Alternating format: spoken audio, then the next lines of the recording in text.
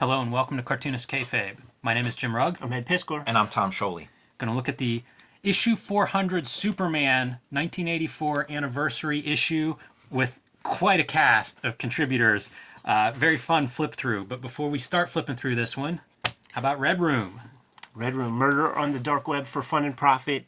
2 issues of Red Room have hit the stands as we speak. Every single issue is a complete story. So if you see an issue, grab an issue and you'll get a full experience, unlike your average monthly comic. It's going to be coming out every 4 weeks. You can order and pre-order those at your comic shop or go to the Fantagraphics website. That's at the link tree in the description below this video, or hit up my Patreon, patreon.com/edpiskor, $3 for the archive there. And you can read more than 100 pages of strips as we speak, put up new strips every Tuesday. We're into serializing the 5th issue of content, and we bury no leads, man. Don't come to the Patreon or the comic if this is unsettling to you.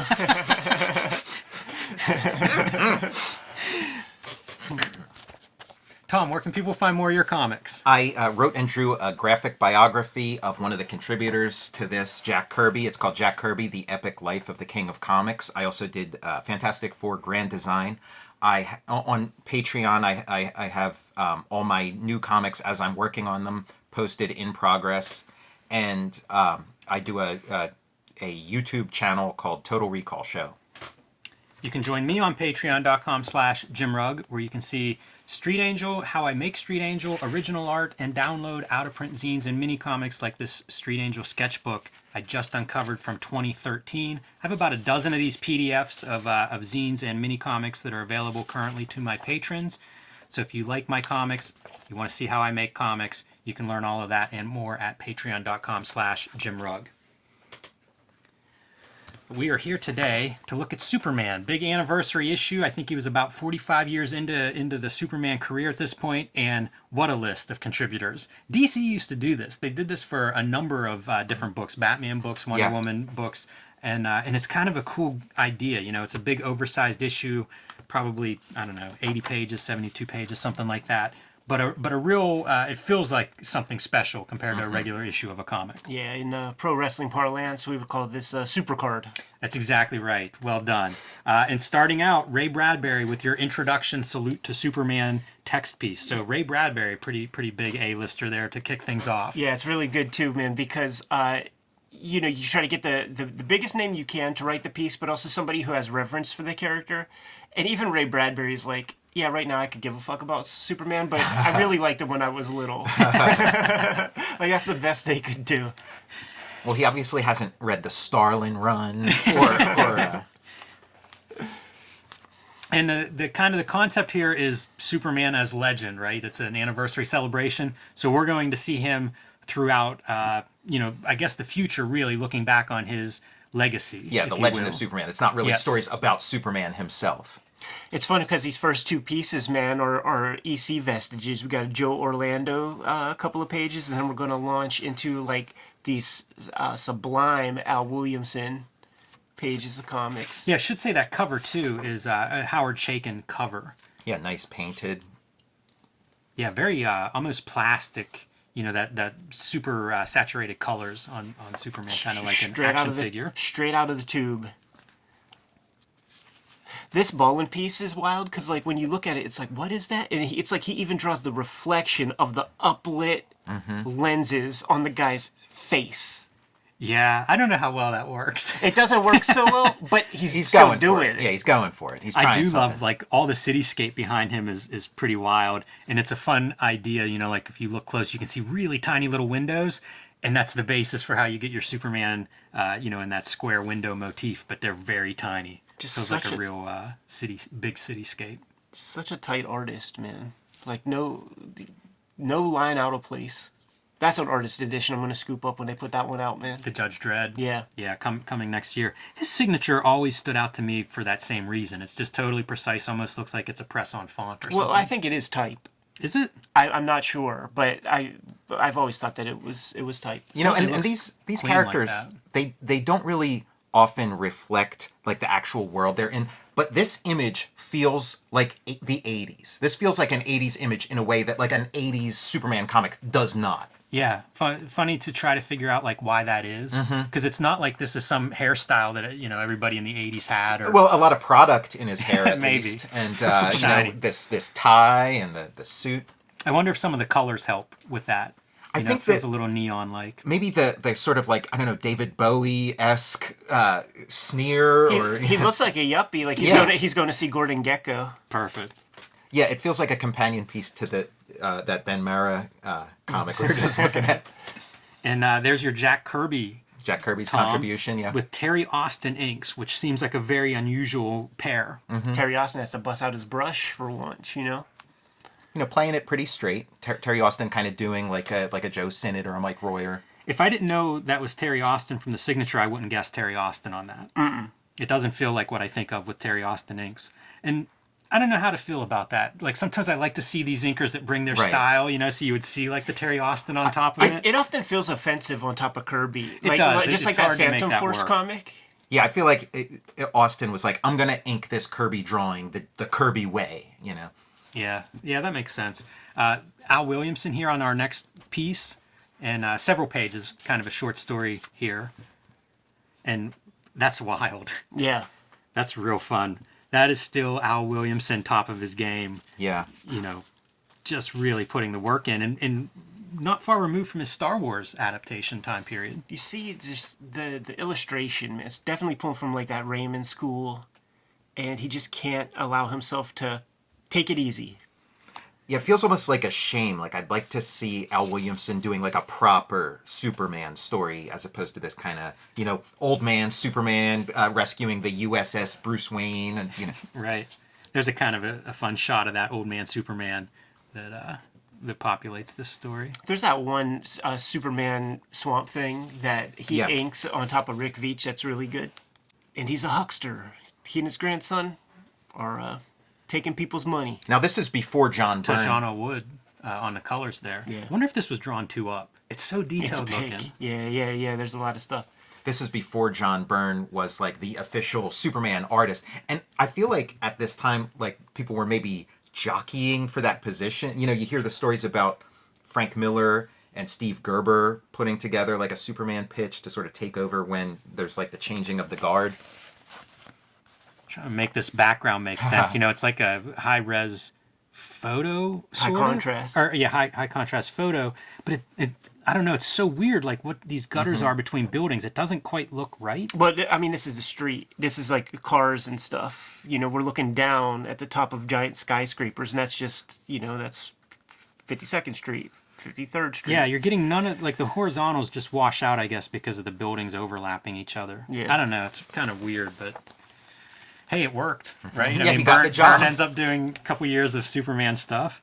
Jack Davis, that seems like a pretty unusual piece to be included, so I was very like cool. staring at like the wrist and the hand action right there, like that little set of shading right there. I feel like I learned something looking at that.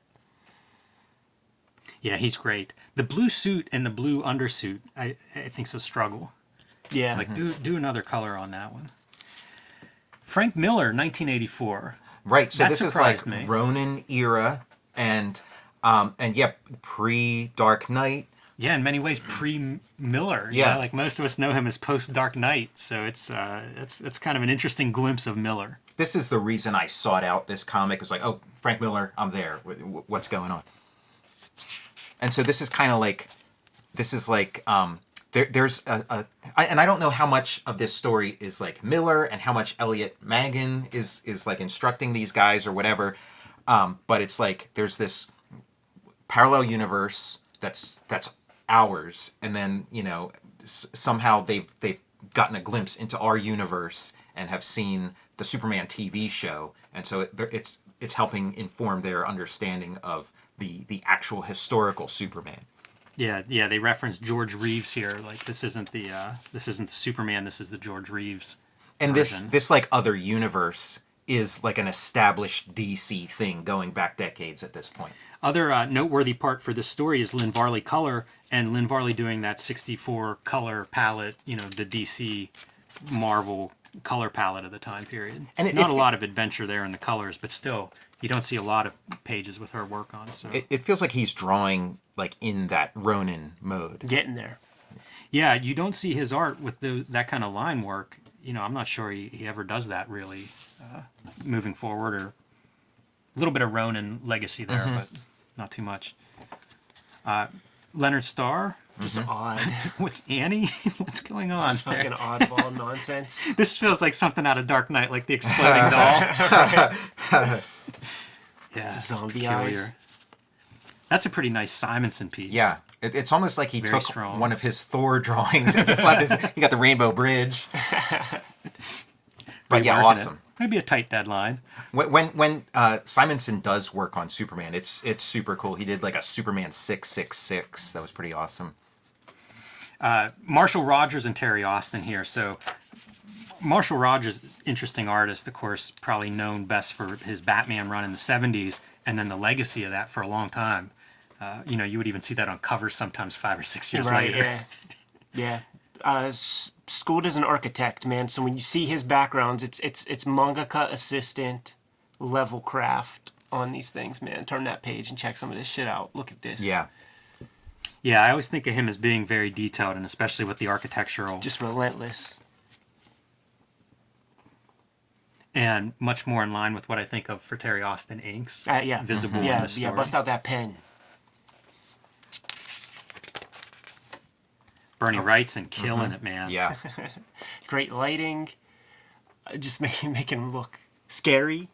Yeah, again, these are ways you can approach Superman. There's like all these different ways you can approach Superman that just wasn't happening. And Wright's in super cool. I've read virtually no Elf Quest, so Wendy Peeney doing this, I was like, oh man, what a page! Very impressive to me. Yeah. And kind of cool that they would bring Wendy Peeney on. It speaks to Elf Quest and how successful that was as like self-published and direct market book. Pretty fun. I always like seeing like video games depicted in these comics, like early video games. It's a cool little story too. The idea is these like opposing teachers are talking about their ideas of like what a super being was back in the days of like the super being. And, and it's a guy arguing that it would be, it was a woman. And the lady's like, nah, I think it would be a guy. And he would, for the things that he did in his day, he would have to look like this. Like Calabac or something. Yeah. Cro-Magnon kind of caveman in a Superman suit. Will Eisner. Hello. Little shout out to Superman from Spirit. Oh, he's got to sell sling his hash. No argument there. Fun to see him do a Superman logo, some lettering treatment there. I always think of those title pages of Spirit and all the cool Spirit lettering. So fun to see Will Eisner bringing that. Michael William Kaluta and Kelly Alder. I don't know Kelly Alder. I wonder if Kelly was involved in Starstruck. Yeah, could be. Has the Tetsuo and Adam hair. I like this art quite a bit. Yeah. I like it looks really cool. It's a good contrast too between like the fantastic kind of characters with these, not exactly robbers, but kind of fetish, like yeah. Yeah, it's like a video game kind of thing, I think. Makes me want to look at like Kaluta Shadow on here sometime. Oh, yeah. But I like all these pages. I think they're really nice. Steve Ditko doing Superman. Yeah, Maybe Steve the Ditko's Superman. only published Ditko Superman. Yeah, as far as I know. Well, he did Superboy in Legion of Superheroes. With that blank look on his face. Yes. Also getting his ideology on the page. Yeah, I mean, he does look like a psychotic Superman. I mean, I could imagine that Alan Moore sees this and is like, okay, put a big star fucking flower on his chest because there's no life. There's no life in that face, man. That's a Stepford superhero. Yeah, and I love that he's like just breaking these chains with no expression of that's hard to do or any kind of intensity there. Mike Grell. Mm-hmm. That's funny. That's a funny Superman look. It is. That looks like he cast that. That's some actor that he cast as Superman. He's got the Benoit arms, man, very small for the size of those legs. Yeah, it's not quite right. Big feet. Well, probably, doing reference. And like we were talking about, the traps you fall into when you use a lot of reference drawing superheroes. This is whenever I think of Superman as being square and boring and stuff, that's his face. Like Johnny Fontaine from Godfather as Superman. Just the world's most boring dad actor for Superman there. And Klaus- the Kent has like Indiana Jones's hat. It's like kind of a floppier trying. version of the Clark Kent fedora. The smile isn't right. You know, it's like it's not quite the big. Maybe it is toothy Harrison. grin. Maybe it is Harrison Ford's kind of like sideways smile. Could be. This is awesome. This is Klaus Janson, and he's doing his coloring in this, so it's all Klaus Janson visuals for this story. Invented cosplay. This feels so Janson, like color wise, and the duo shade, a little bit of duo shade. Yeah, he gets some cool lighting in here. Fun to see. Like, look at this hand and think how much it's almost Dark Knight-esque. Oh, yeah. You know, the inking treatment. Again, a couple years off. Maybe they're starting to talk about it. Who knows? If we only knew. Like, look at that, man. With the 4-color dots on top of it, creates these, like, weird, interesting mores. We were commenting on that in Daredevil 181. We seen some similar stuff. I never realized how much like he would color. Yeah. And I love now whenever I find one of his stories that he colors. It's just so interesting to me, like hitting the face, you know, with that yellow light on like the double lighting of the face. Such a fun choice. Mobius. The Mobius Superman. Yeah, and they've trotted this out again and again as like course. covers and Posters probably. Yeah, Mobius has a run of these kind of things, of doing a bunch of the American superheroes as a pinup or as a cover. I'm fascinated by this shadow where his like hand is like comes down to like this perfect rectangular edge. Steranko with a big piece, and he is writing illustrator, Yeah. letterer, and colorist on this sequence. Yeah, auteur. This is so complicated, man. Yeah, I think this is like his last sort of comic. Look at the lettering there for the title. Yeah, what's it called? The Exile at the Edge of Eternity. That's a lot of lettering for a pretty small piece. Yeah, I like the way the image kind of zooms in and zooms out, like that Superman the constellation. That's like really like it's just like so tiny, but I like it kind of your eye is kind of zooming in and zooming out in like really interesting ways with this. Yeah, very easy to miss that if you're not paying attention. The lettering is kind of interesting too. Like it's not your typical comic book lettering style font. Kind of Art Deco. The perfectly round O's, big circle O's. This reminds me a little bit of the Outland adaptation, like Yeah. the way some of these backgrounds will consistently go across. I was looking at this color hold and trying to figure out, like, that's an unusual set of lines. Yeah, Right. so that's the stuff he brought to the table. This story of his, it reminded me of that Kirby thing about his future being about 30 years, ahead of time. Because if you go too far, it's just like you can't comprehend it, and that's what this is. It's like it's so far ahead that it's just every word you read is gobbledygook. It goes like I love this story, and it is kind of outrageous as it goes on. It gets into like nonsense land, but like kind of like in a beautiful way. Like it starts to unravel. Look at how he has this leg turned, like the back leg perpendicular to the front leg. You know, Wild designs. I think for we're these seeing here, things. like when Steranko met Mike Hinge, Yeah. and then some Mike Hinge rubbed off. We're seeing a lot of that here. And some of these blocks remind me of Chandler, his picto-fiction, Yeah, like proto-graphic novel. it's interesting here. Like he's trying to like create some new aesthetic of comics, some new like interpretation of what comics is or could be. Some of it's working, some of it's not, but I enjoy the attempt. You know what this lettering is now that you say that. It's kind of harkening back to like the Hal Foster Tarzans would be hand lettered and have this like big bubbly kind of prose, and it would all be in captions, no dialogue bubbles. So it's kind of like he's playing with some of that. You know what I think also kind of rubbed off on Steranko is First Kingdom. This has like a First Kingdom vibe. Yeah.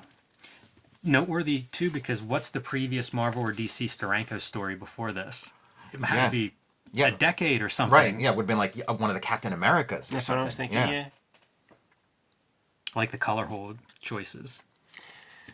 Really focuses your attention on that centerpiece. Oh yeah. Yeah, this is the part, Ed, when you're talking about like gobbledygook and stuff. Like this is the part where it gets like really insane, where it's like, okay, we're gonna save the universe by killing everybody in the universe except me. And it's like, okay, how's that saving the universe? Oh, he's got to find his Eve. It's a biblical story. The sort of Twilight Zone ending. I think there's like maybe like 6 Twilight Zones that end with, and it was Adam and Eve all along. Yeah, it doesn't feel too far off from some of the First Kingdom. Yeah, stories. exactly. Yeah. Now that you mentioned Jack Katz. Still great, though. Love the cosmos here. Really nice. Kind of goes back to that Superman, from page 1, that's constellation of Superman. We're getting that emphasis again on the cosmos. Yeah, this whole book is like such a mishmash and stuff. And I feel like that Steranko story is the thing that makes it like worth the price of admission, I like, I think there's something to be said for the stuff that stands out. You know, like the Steranko, the Frank Miller, Bill Sienkiewicz. Like that's a pretty bold choice if you're going to do one page for a Superman portrait, essentially, and you don't even see his face. He's just flying away. Those artists that are some of my favorite artists, you see them. They sort of exceed whatever the editorial expectations are. They bring their own thing to the party. You could almost imagine editors being pissed at times with some of the stuff that they would turn in, but that is the interesting part. It is the reason you might seek this book out. This was a bit of a revelation to me, this Jerry Robinson piece, because he's, Batman artist who would draw in this style that would be the sort of codified Dick Sprang, like cartoon Batman and Robin. But the guy's a inkslinger, man. He's a great caricaturist. You could pull This out the American different flag is characters. incredible. I love the stars and stuff, how he's drawing those. I even love like the buildings. I like this picture a lot and don't know much about Jerry Robinson to like say, I don't know what this is, like a late era style or, Yeah, I have no idea where he's allowed himself to flex these kinds of chops. Yeah, it's a really interesting piece.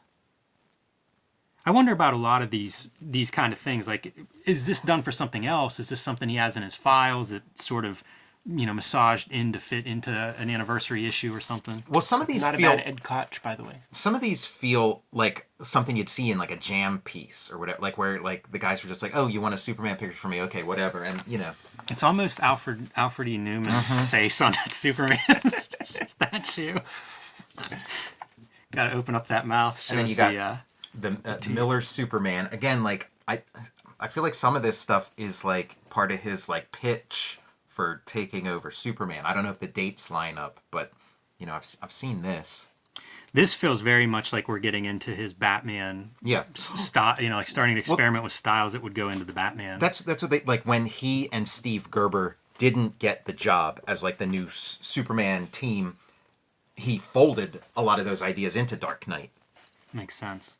Yeah, that's a bold. Imagine a Superman that looks like that. Yeah, and it's just the regular Superman comic. It's not some special event, Man, you look back now and think how disappointing that we didn't get to see something like that. Sure. Because that certainly doesn't look like any Superman comic I've ever seen. So to think of young Frank Miller with these ideas, and it's like, no, we won't give the world that. And add Steve Gerber to the mix, Fun.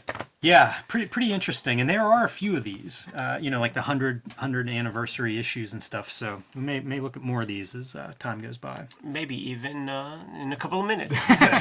Kayfabers, like, follow, subscribe to the YouTube channel, hit the bell. We'll notify you when new vids are available. Jimmy, what's out there? Join me on patreon.com/JimRugg, where you can download out-of-print zines and mini comics. You can see a lot of my original art, process posts, notes, scripts, basically how I make Street Angel, Aphrodisiac, Super Mag, and all the comics that I make on patreon.com/JimRugg. Tom. Read Jack Kirby, The Epic Life of the King of Comics from 10 Speed Press. Read Fantastic Four Grand Design from Marvel Comics. And check out my Patreon and check out my YouTube channel, Total Recall Show. Red Room Comics in the Wild, Murder on the Dark Web for Fun and Profit. 2 issues out there right now. New comics come out every 4 weeks, and you could order and pre-order those from your comic shop, get them put on your pull list, or get them directly from the Fantagraphics website at my link tree in the description below this video. You can also check out these comics before they hit paper at my Patreon, patreon.com/EdPiskor. Over 100 pages of comics up there for $3. Subscribe to the Cartoonist Kayfabe e-newsletter at the links below this video. You can also find Cartoonist Kayfabe t-shirts and merchandise at the links below this video. Jimmy, given those margin orders, we'll be on our way. Read more comics.